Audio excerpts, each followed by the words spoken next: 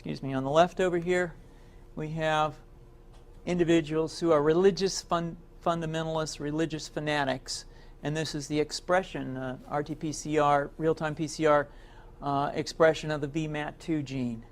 Over here, we have individuals.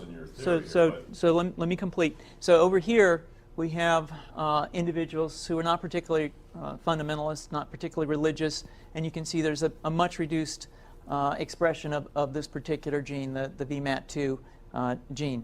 Another evidence that supports our hypothesis for the development of this approach. What you see here is by spreading this virus, we're going to eliminate individuals from donning on a bomb vest and going into a market and blowing up the market. So our hypothesis is that these are fanatical people, that they have overexpression of the VMAT2 gene, and that by vaccinating them against this, we'll eliminate this behavior. So we have some very, very remarkable data in this next slide. Here we have two brain scans. These are fMRIs. These are two different individuals with different levels of expression of VMAT2. On top is an individual who's a religious fanatic, an individual, and we've repeated this numerous times, that has high levels of VMAT2.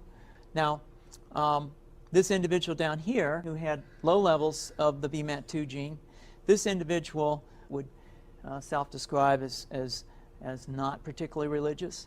In each case, these individuals were read a religious text. This individual lit up the right middle frontal gyrus, shown here, and that's a part of the brain that's associated with theory of mind. It's a part of the brain that has to do with intents and beliefs and desires.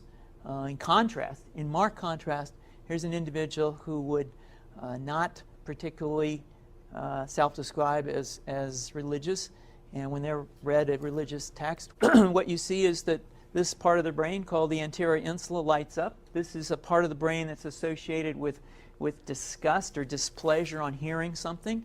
So you're suggesting I take a CT scan with me when I'm evaluating people to determine whether I put a bullet in their head?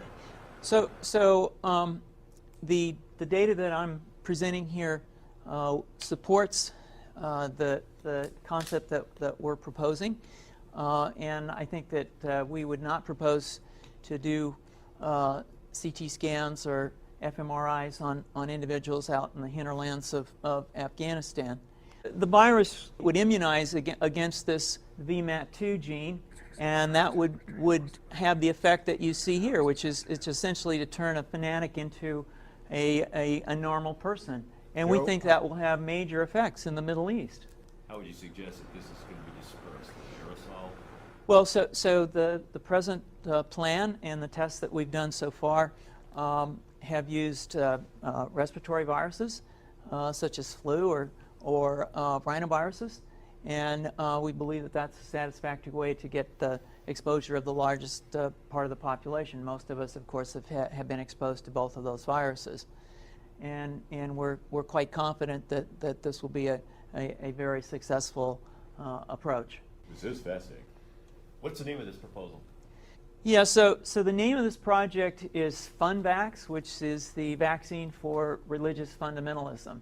And you have a proposal already?